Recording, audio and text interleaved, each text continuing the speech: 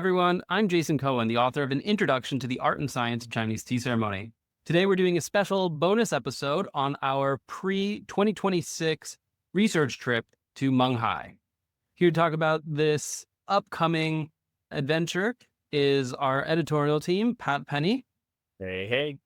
and a special guest coming out of behind the scenes for maybe just one episode is our podcast and style editor, Nancy Lin.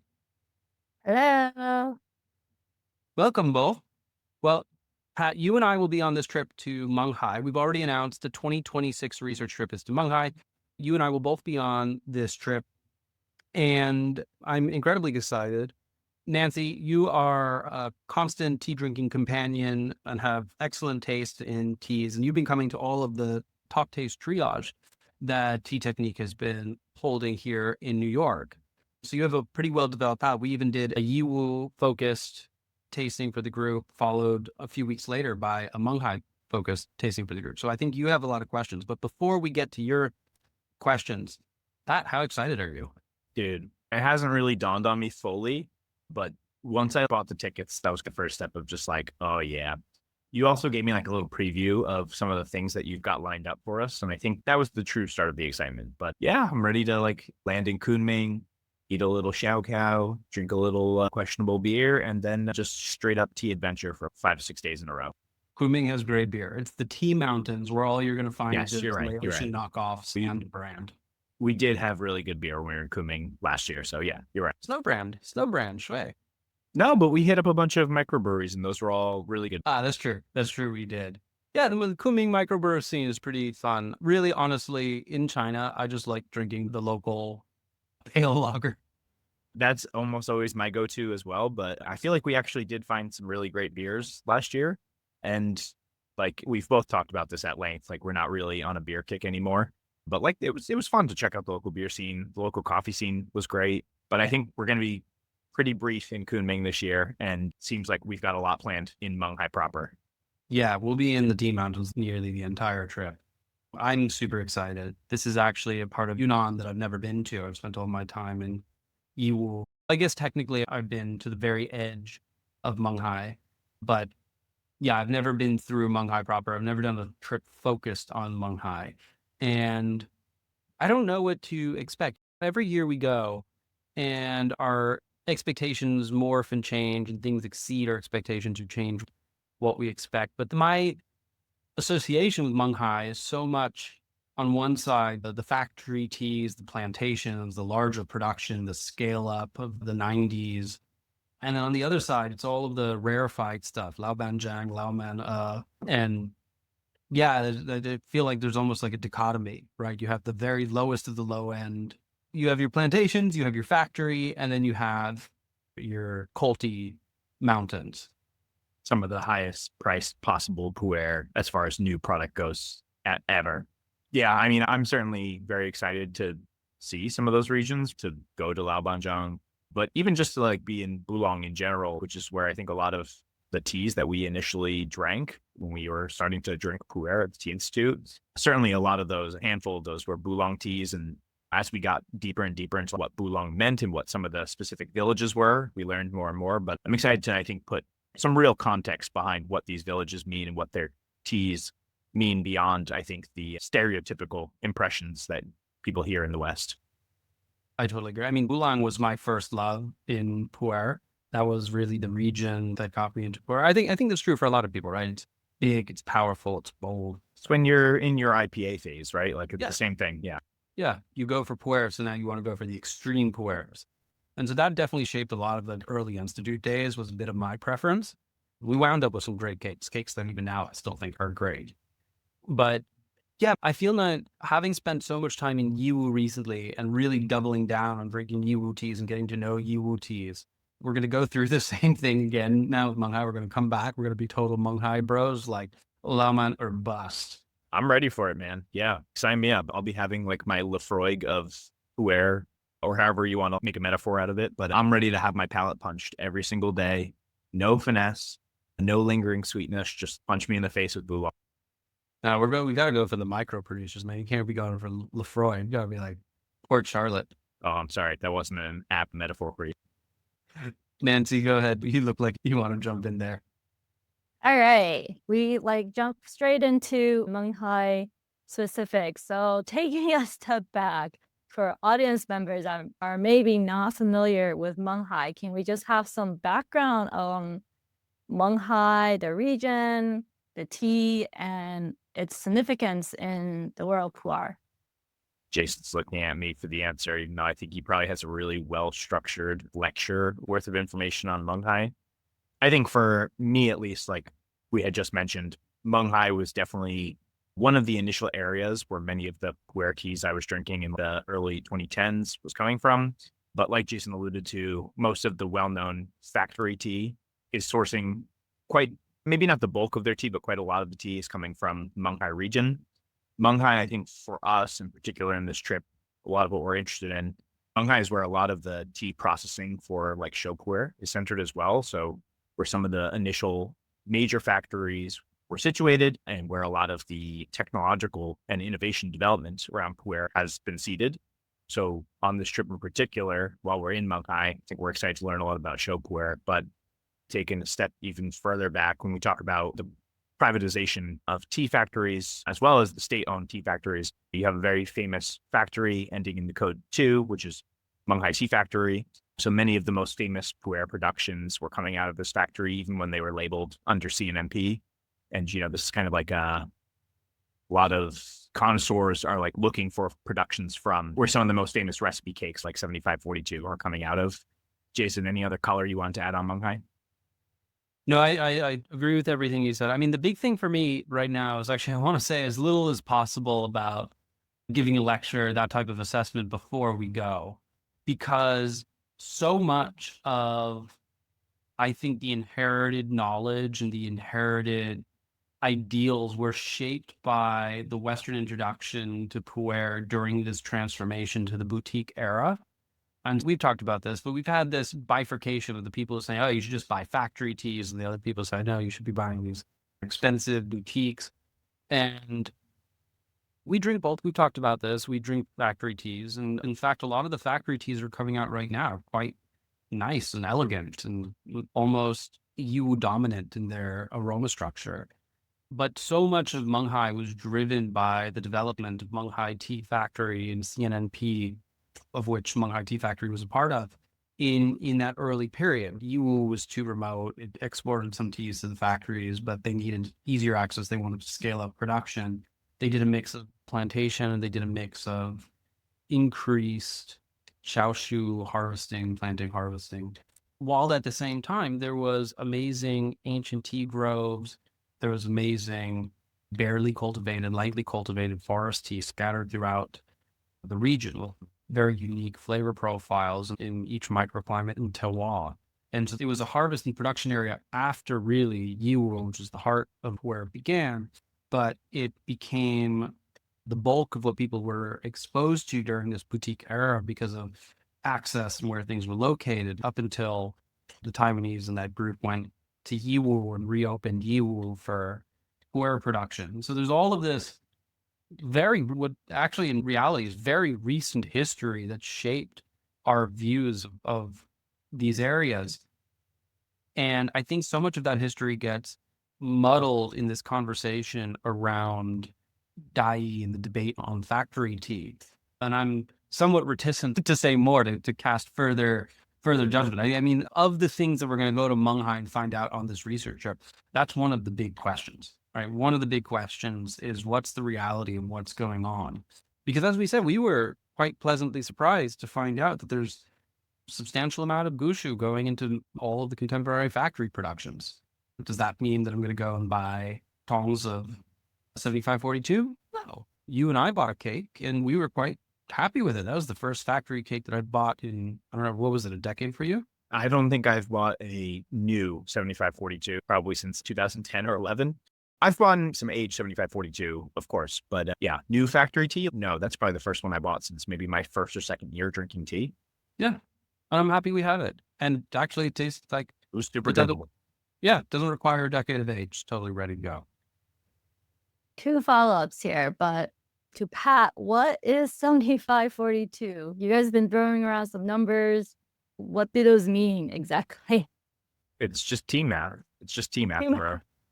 Yeah. So two is the factory code for Menghai Tea Factory. So when we talk about Menghai, this might get conflated as we're talking about these things, but there's Menghai, the county, which is an area that contains many famous tea mountains and tea regions, which Jason's named a few. You have the Bulong Mountains, which includes like Laobanjiang, Xinbanjiang, Laman, Bakalong, Bakanan. But there's plenty of other famous tea regions within Menghai. And then there's Menghai Tea Factory, of which they have one famous recipe cake called 7542. They have plenty of other famous recipe cakes, but 7542, the recipe was created in 1975. It's leaf grade 4, which is that average in between your tippy and your more coarse leaves. And then 2, once again, is that factory code. So there's plenty of other famous factory recipes, 7532, 8582, but I think Menghai Tea Factory, I don't know, Jason, if you would debate this, but I think they're probably the most famous nowadays for their recipe cakes. Yeah, definitely. I would say of the factories, they're the most famous overall. The standard bearer, really. There's like really the only, if you were in Mongolia or Tibet, you're like, but we're Shagwan. Shagwan all day. Shagwan all day, yeah. Or you maybe some Haiwan bros in Hong Kong or something, I don't know. Yeah.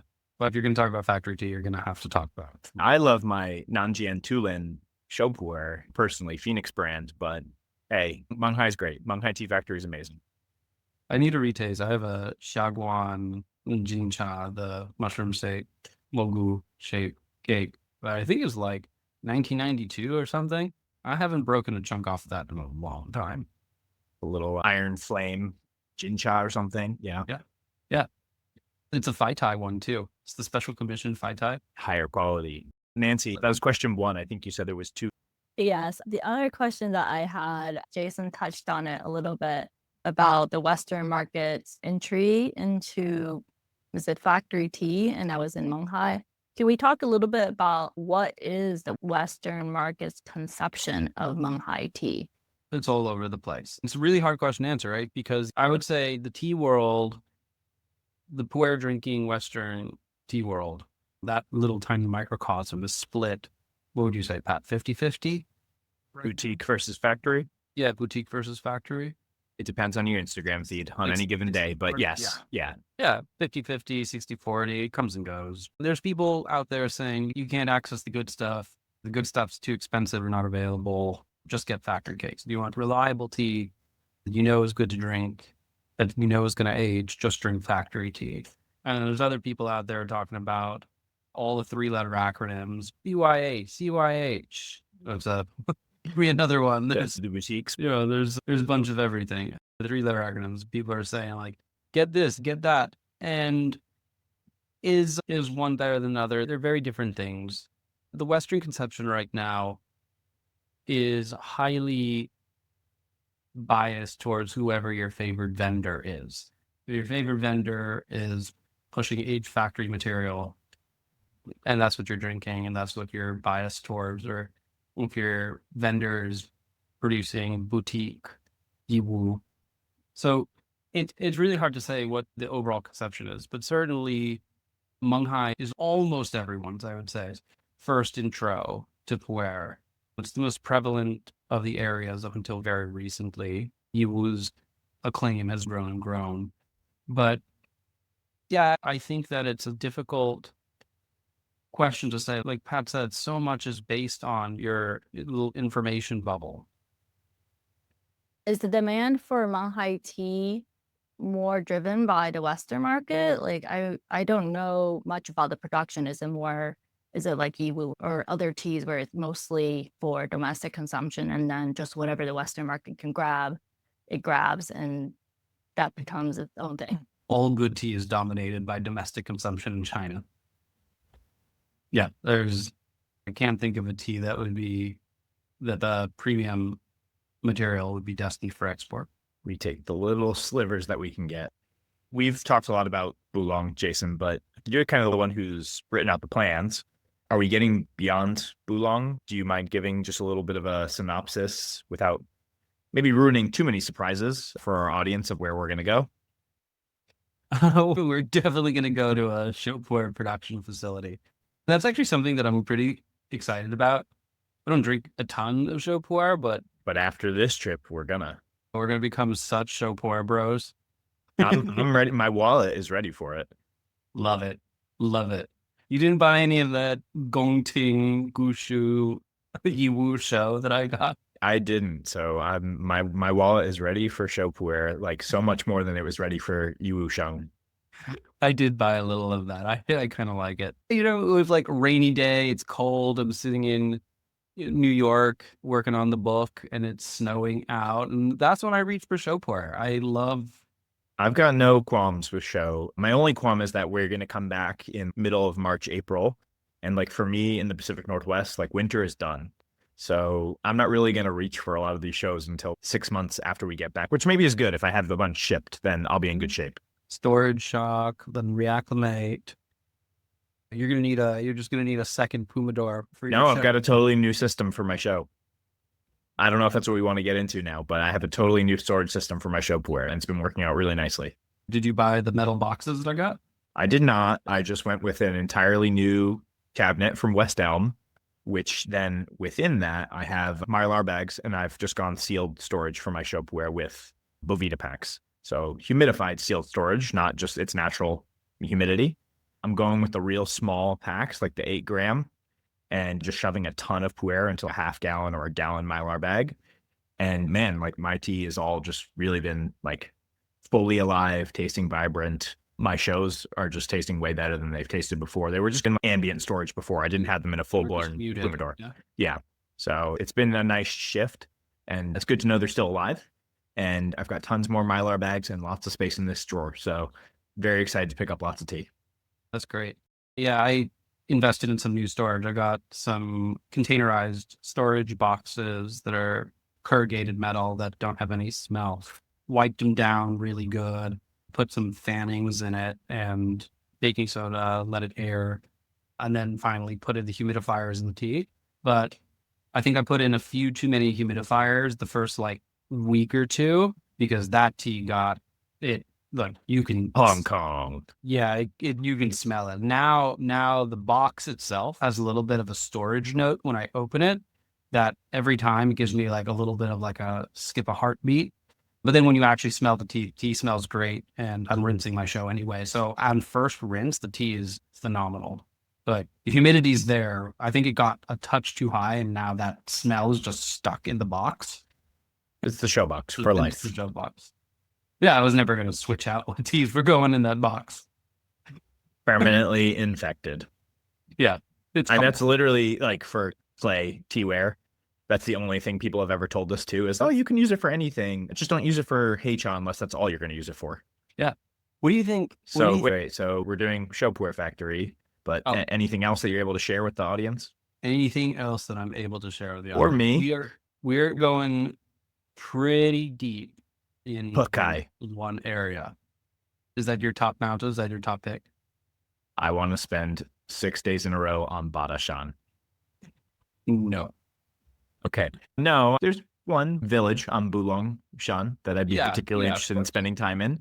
But outside of the Bulong mountain region, Pukai for sure is one that I really like. Yeah. Bulong we're definitely going to. I think we'll get pretty deep into the tea forest in Bulong area. That's something that we can definitely talk about.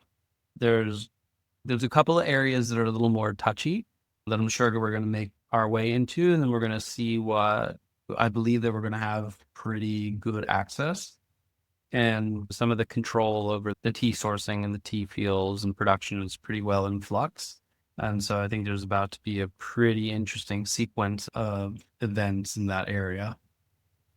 That was a very cagey way of saying that, but okay, I'm excited. You know, every time we go to one of the tea mountains, we come back, and just about every time we go to one of the tea mountains, we come back with a whole stock of things, and we talk about, we're drinking Dansong, we're drinking Yanshan Dansong, we're drinking Yiwu, right? This is going to happen with Menghai. In Yiwu, the type of access that we gain from going there and doing research and doing the work is really transformational. We're getting teas that are just not available in other ways. They're not even really all that market teas. On the other side, do you think we're going to experience that in Menghai, or is Menghai too commercialized, or do you think we just don't know? I think if our vendor connections are not up to snuff, or our scholar and research connections aren't up to snuff, then we probably will not experience what we experienced with Yiwu and Chaozhou. But if our connections are on a similar level, which I know you've been working on these relationships for a long time, then I have a feeling we're going to come back and we're going to be like, we thought Menghai was this, but Menghai is actually this and this and this. And I mean, we've drank lots of teas from mountains that give very different profiles in Menghai. And we're painting with broad strokes as we talk about it here, but I think we will come back with a different appreciation for certain mountain ranges. And we probably will hyperfixate on one or two of them. Depends on which ones we can afford. But there, of course, is always going to be the backdrop of the factory tea, and we'll probably dabble a little to get a better understanding. But I think there's going to be the hyper local rare productions that are still going to blow us away with not only the unique attributes of that area, but I think we'll find a lot of the things that made Yiwu Puer great are things that will also make Menghai Puer great. Just different attributes will sing louder than others. How have you guys been preparing for the trip? Have you guys been drinking lots of Menghai tea? All right, I have a complaint here. Last year, when we went to Yiwu, Jason did like a full-blown prep course, basically. He had one of our contacts send him tea, and he got like a very deep intro into this region's tea, into the taste of gushu versus shou versus dashu versus mixed pick from this connection. And we walk into some similar tastings where, we're tasting with these contacts and they're saying, which one's gushu, which one's shou. And Jason already trained. He already trained for this event. Like he had a heads up. It was not fair. So I'm going to let Jason answer this first, because I assume he's probably tasting samples. Like he's got contacts sending him things left and right. This man is tasting Naka, and then he's tasting like Banpo Laojai, and following up with some Laobanjiang. So let us know, Jason. How are you preparing? I love that answer. I didn't realize it was such a competition, that. You literally said you were going to win last year. I did. This is our first year in Menghai. I did a pre-trip in 2023 in order to go establish our connections in Menghai and to start to build that up. We haven't had that luxury in Yiwu to go build it up. I haven't had that luxury yet in Menghai. So actually, I developed this contact network, and we're going to go meet them face to face for the first time. But we don't have the guanxi yet. We don't have the connection, and we haven't proven ourselves as scholars yet for me to get a box of sample material in which to train on. So I'm actually going in really just focusing on tasting just my collection, which is smaller now in Menghai teas than it is of Yiwu teas. I think this is just collection versus collection, depending on how you're training. Well, that's very unfortunate for me, because I've seen your collection, and while I'm happy with mine and I love it, it's not always the size of the collection. But if it's not just the size of the collection, the cost of the collection is very different too. And I've seen some of the teas that you have. Yeah, we'll have very different training sets. We'll see who does better or worse in what regions. But I'm also going to try and taste through a bunch of my, not just Bulong area teas, but Menghai in general area teas. I do think that my Menghai teas do lean Bulong, so I'm not going to have a lot of references outside of that. An annual here or there. But yeah, I think I'll be missing some study material for sure. But going to be trying my best to taste through as many possible reference teas as I can. Yeah, I had Bada and Bulong. Something that really congealed in the last research trip to Yiwu is this idea, we talked about it, that Woyolin flavor, and this idea of, are you having gushu or are you having dashu, where the actual speciation of the bush is different, where it's more tree-like, it has the giant trunk, can't fit your arms around. Or just the propagation style being different too, gardening style. I think we still get flavor differences in the way that the teas propagated differently. Yeah, whether the tea's been full-larded at any point. But I think that tasting in my collection, and you go from 3 different Bulangs, and some of these Bulangs have this wild gaminess, and then others have this much softer, still strong, but have this softer camphor. And then others have this effervescence to them. And I think some of that is, how good is the gushu? Is it real? Is it deep forest gushu, etc.? I think some of that is just really cultivation, speciation of the trees. And I don't think, until this recent trip to Yiwu, I don't think I could have pinpointed the source of the flavor variations from the same region. And that's something that I hope that I can come away from this trip with the ability to do in Menghai. There are state protected forests in Menghai as well. So maybe we'll see, does Menghai Guoyulin and Yiwu Guoyulin share any characteristics? My guess is going to be no, but we're going to find out. Will the food be the same in Menghai as Yiwu?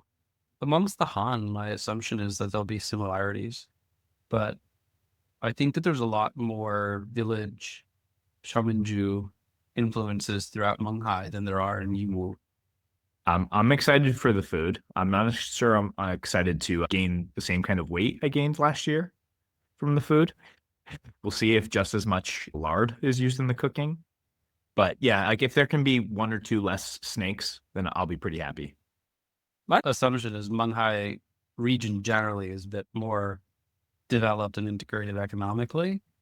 So I think it'll be less lard and it'll be more Yunnan food, less mountain people food and more Yunnan food. More similar to what we were eating in Kunming sort of style. Yeah, Kunming's not really mountain. Kunming has this Muslim Middle Eastern influences, the truncation point, T-Horse Road and Silk Road, southern branch of the Silk Road. It has all this influence that the rest of Yunnan doesn't. I think we're going to get more of the influence from the Xiaominju, the fermenty flavors, more of that Southeast Asian, Thai, Vietnamese, herbal fermenty flavors. But I think it'll be a lot more mainstream Han style. It won't be like hard mountain sustenance food, like everything soaked in lard. But will there be moldy tofu? I don't know. Because I loved that moldy tofu. You guys did not sell me on it before we went. I was definitely like, not for me. And it was for me. I loved it. I was like eating blue cheese. It's still not my favorite, but it is like eating blue cheese. I've got a taste for it, honestly. Like I wish I could get it here. You say that. Fuchsia Dunlop has a recipe for making it yourself. Do I just have to get past the dick soup recipe? Yeah, it's after the dick soup recipe. Okay. I'll give either one of those. I'll give a try. You want to explain that one? You can't just leave that hanging. I think I can leave it hanging. Jason sends me a message on my work phone last night, and I do tap to preview the message, as I always do for his links, and it comes up as Dick Soup, and it's a picture of a bunch of cartoon like rocket ships in a soup bowl, and I'm like, I'm not gonna click this link. I forwarded it to my personal phone, and then I opened it up, and it was a very interesting article about stag penises from Scotland being used in Chinese cooking and TCM yang energy cooking for vitality. And it was actually a really interesting article. I don't know, Jason, if there was anything specifically you were looking for, but when I just got the text of Dick Soup, I was like, I don't think I'm ready for this. Yeah. Little did you know. Well, same author, Fuchsia Dunlop, has a recipe for the multi tofu. So there you go. All right. Yeah, it was a good read. So I'll give the multi tofu a try. Nancy looked like she wanted to ask us a question, and then we started talking about Dick Soup. Then I was like, I don't want to ask that question. Everybody just open your phones, type in Dick Soup, and just click the first thing that comes up, as long as it's a cooking article. Try and find this article. Was it New York Times? I don't remember what it was. What's the name of this publication? Moldy Peach? It was David Chang's publication. Yes, you're right. It was Moldy Peach, yes. Is it Moldy Peach or Sweet Peach? Something peaches. Moldy Peaches is in band. Jam band. No. All right, so I'm opening it again. It is on Medium, Lucky Peach. Lucky Peach. Moldy Peaches is an anti-folk punk rock band. Anti-folk punk band, I should say.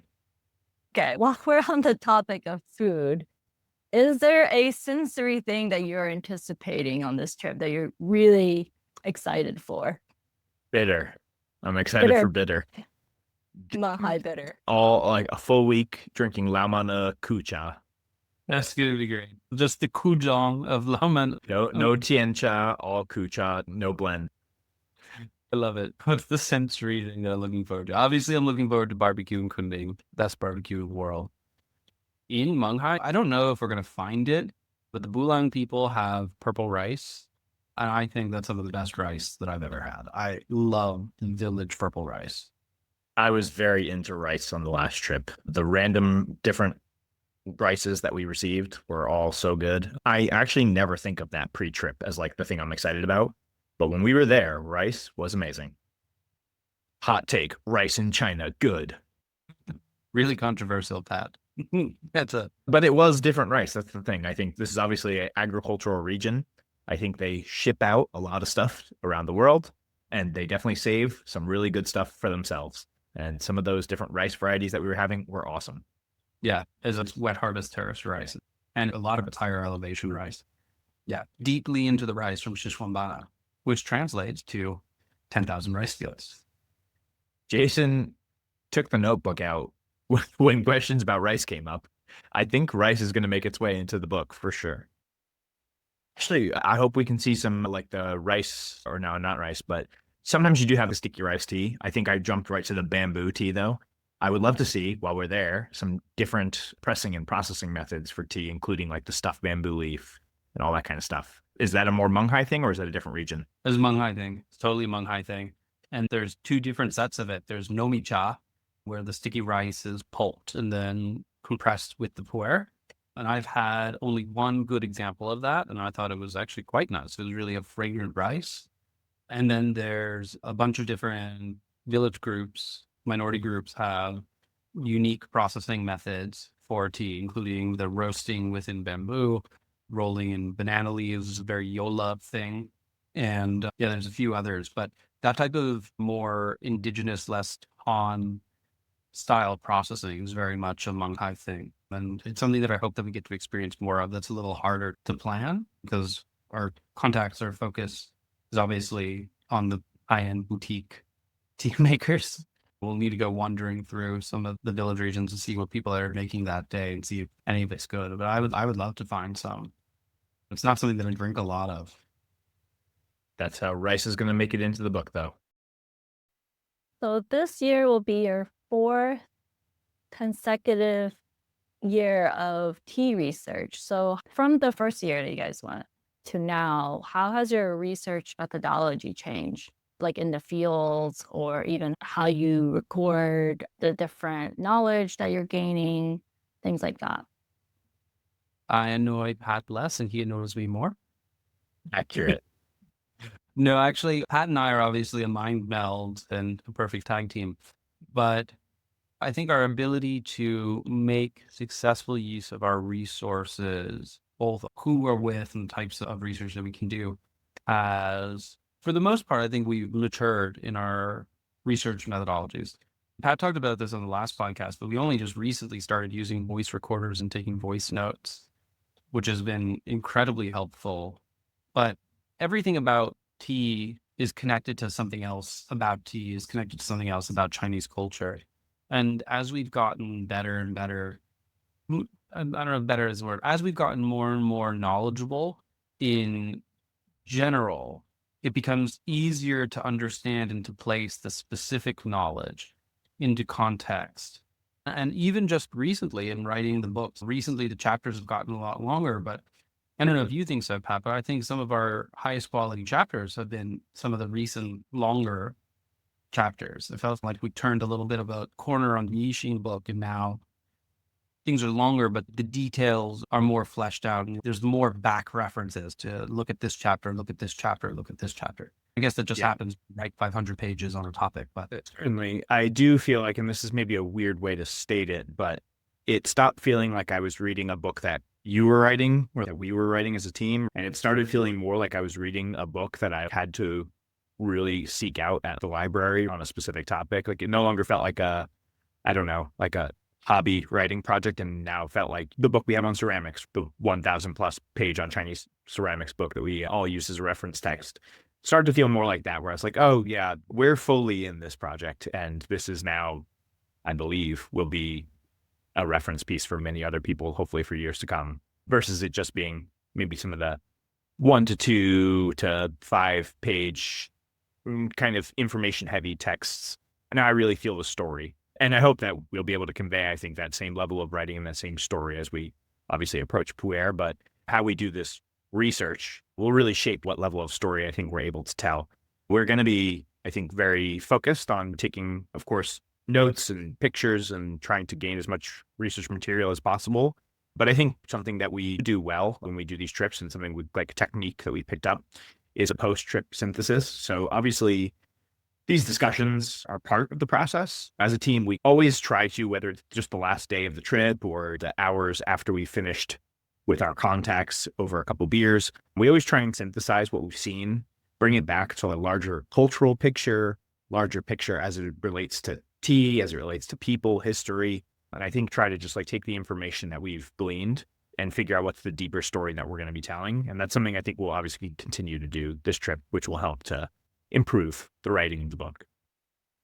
Nancy, as someone who's been tasting a lot of puer, who's seen some tea production in other areas, what have you really picked up on? Puer wasn't something that you immediately said, oh, I like this, right?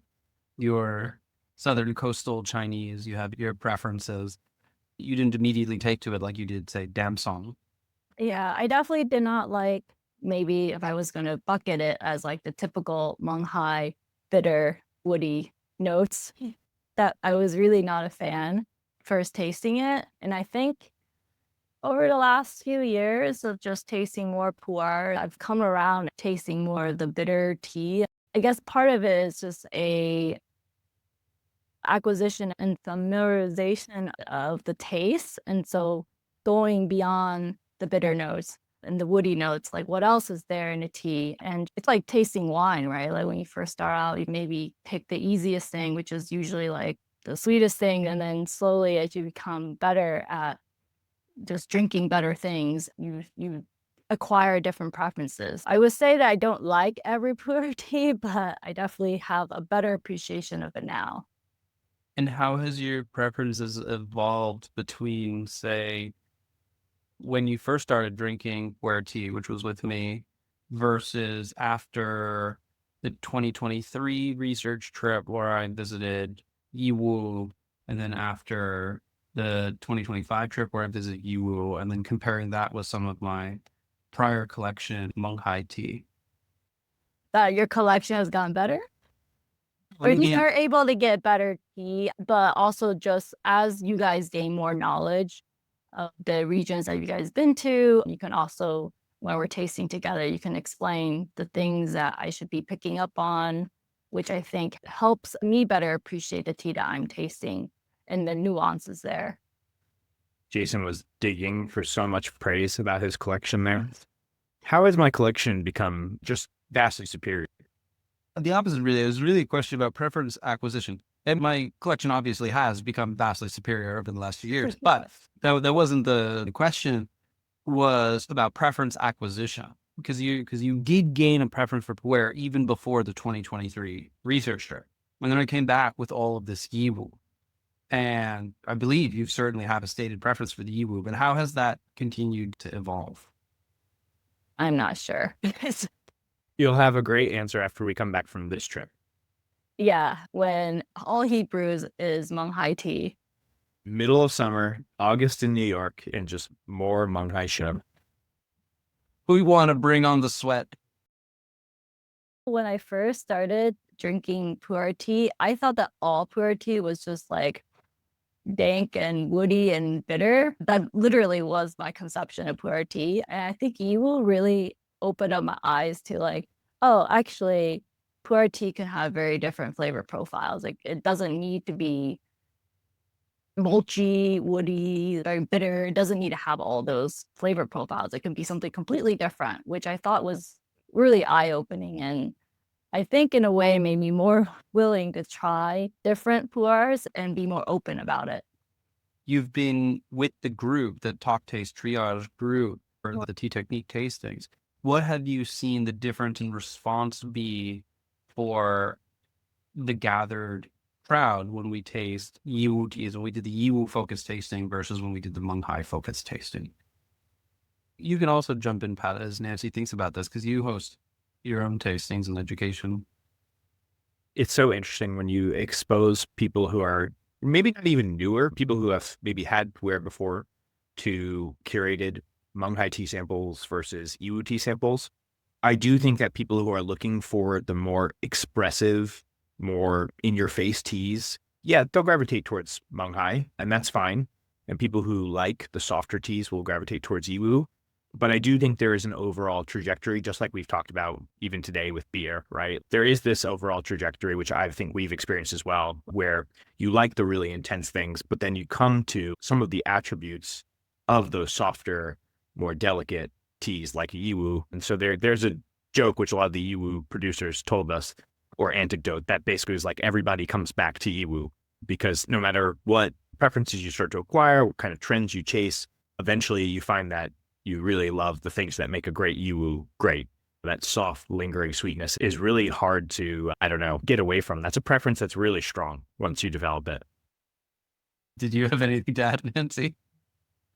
I don't know if I have anything to add.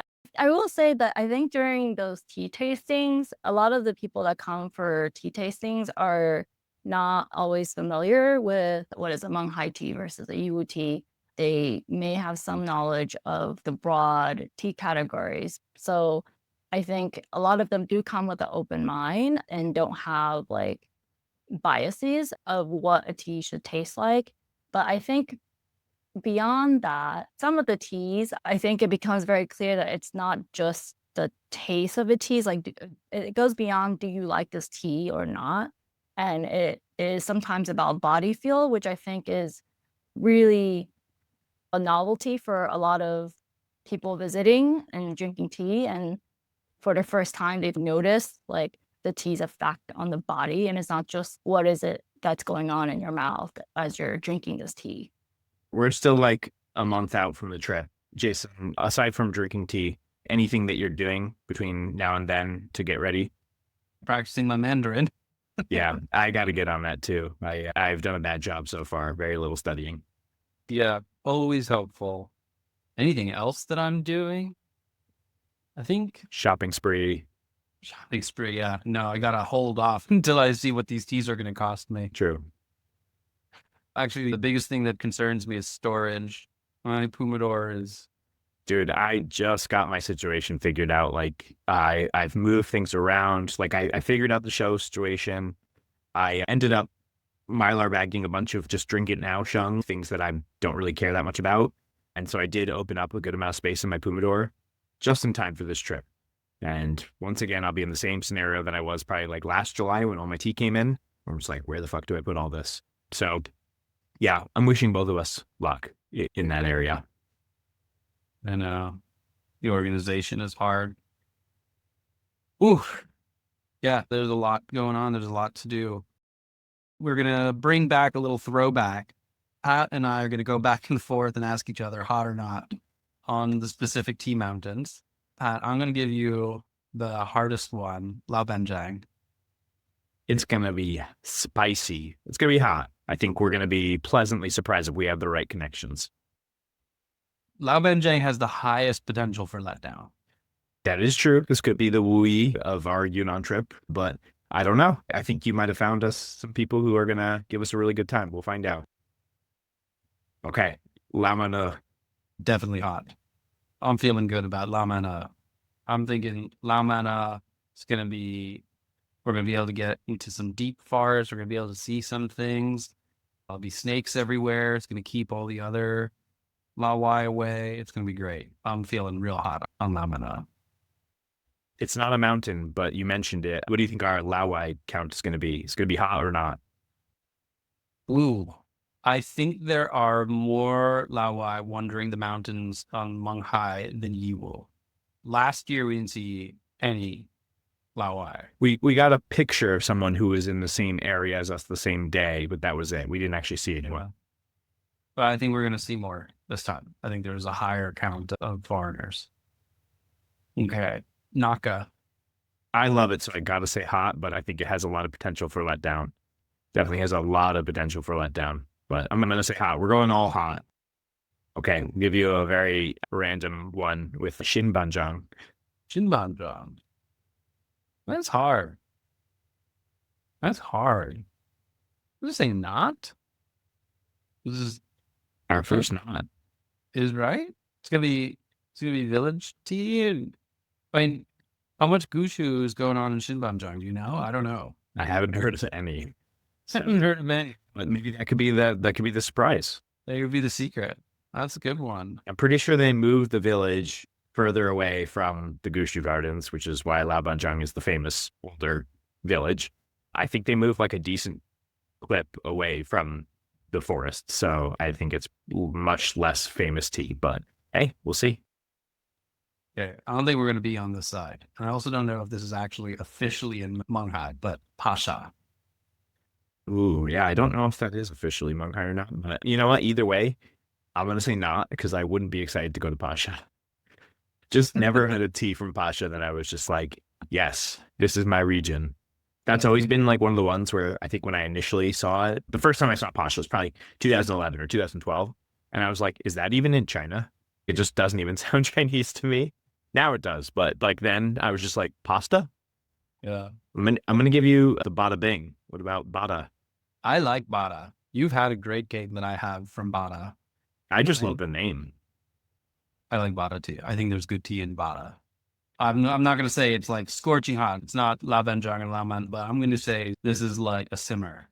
Bada, I think, is at a simmer. Okay. I can agree with that. You have the itinerary. Is there anything else that we're hitting? I don't actually know if we're hitting all of those.